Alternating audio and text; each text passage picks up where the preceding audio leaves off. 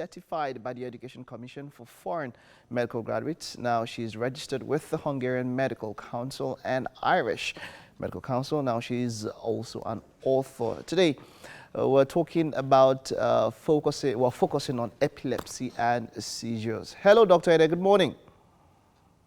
Hello, good morning. Yep. So we've been on this series on our central nervous system. We've spoken about backaches. We've spoken about headaches quite a lot. We've even gone to strokes. And today we're doing epilepsy and seizures, right? Yes. Okay. So is there a difference between epilepsy and seizures, or is epilepsy also a seizure? Can we just do a little bit of... Epilepsy is basically when you have multiple seizures, usually happening after each other. Okay. A seizure is like, how would I say now, a unit of epilepsy. So when you have multiple seizures, we term that epilepsy. But Okay. a seizure on its own is the main diagnosis, yes.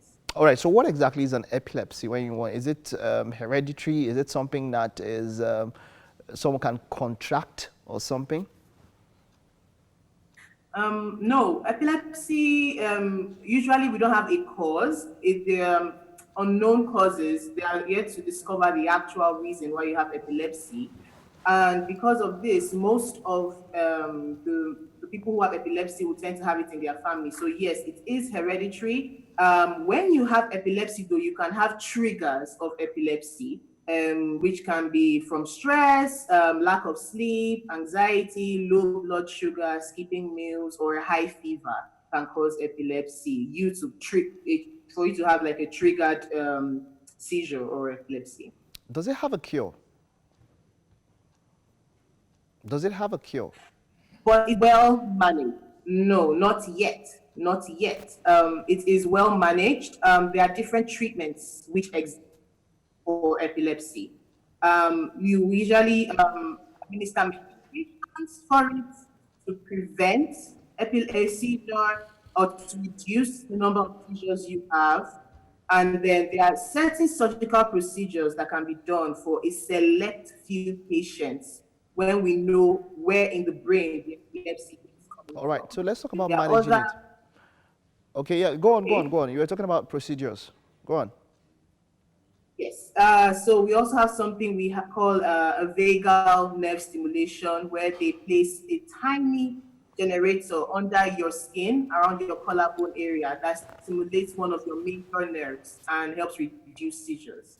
Okay, so now let's talk about managing it. Since it's not curable, how can it be managed personally and for other people who are around, maybe someone that suffers a seizure? How can it be managed?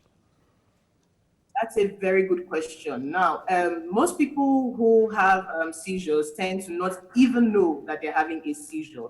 Really? So it's very important bystander, yes, to be of assistance and a big help to that person, because most of the time it's not something that requires you to go to the hospital. You can actually manage it on site where it happens. So if you witness something like a seizure, usually you want to time it. You want to time the length of the seizure, because it usually doesn't last more than 5 minutes. If it lasts more than 5 minutes, then we want to try and get that person to the hospital.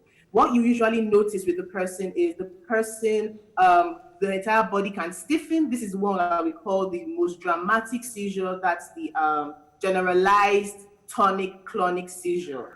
What happens is the person's body stiffens at once. The person can fall, can lose consciousness, and begins to shake violently. Now, at that point, you want to make sure that you clear the area. Nobody's like crowding the person. You want to make sure the area is safe, meaning no sharp objects close by.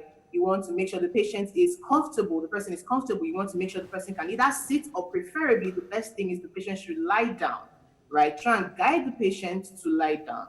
And you want to maybe fold a bunch of clothes, or if there's a pillow close by, put that under the person's head, so that you reduce the chances of a head injury, right? You want to make sure that person is not having a problem with breathing, because after 5 minutes of not breathing, that can be a problem for the brain, for supplying air and oxygen to the brain.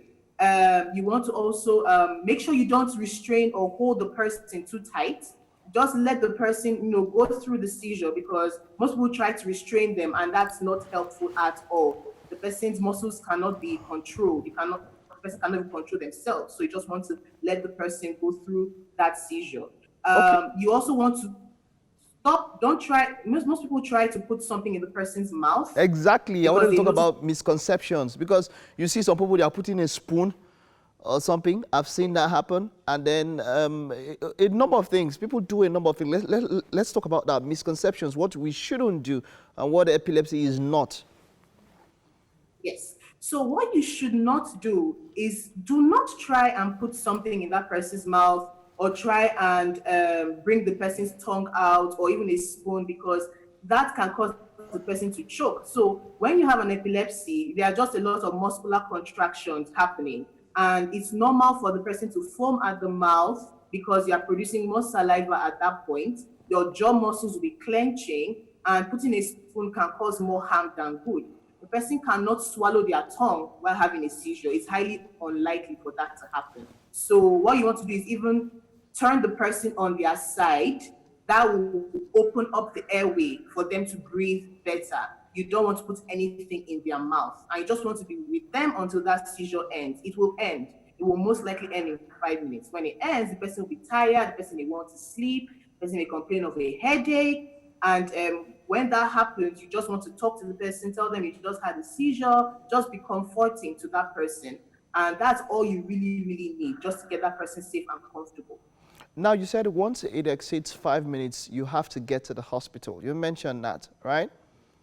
If it doesn't get up to 5 minutes, you can handle it at home. So getting to the Yes. hospital and all of that, yes, once it exceeds 5 minutes, you said while the person is still suffering that seizure, how do you go about taking the person to the hospital if the person at the point is still suffering that seizure? Yes, so you're going to need assistance, yes, because you need to move that person. Usually, we have something called a post-ictal period. That's just a period between seizures where the person is not moving and the person just, is looking tired and is not conscious yet, or the person is just asleep. Asleep in quotes, because the person may not really be asleep. They just can't, they're not just conscious, right? So what you want to do at that point in time is try and gently move that person into the car if you can't get an ambulance, and try and get that person to the hospital. Somebody should be in the car behind, in the back seat with the person, so that if another seizure comes on, you are there to prevent the person from hitting their head on the window or something, Or right? something like that. Yeah. Until you All get to right. the hospital, yes. All right. Thank you, Dr. Ene. It's always a pleasure talking to you. And have yourself a wonderful day. You too. All right.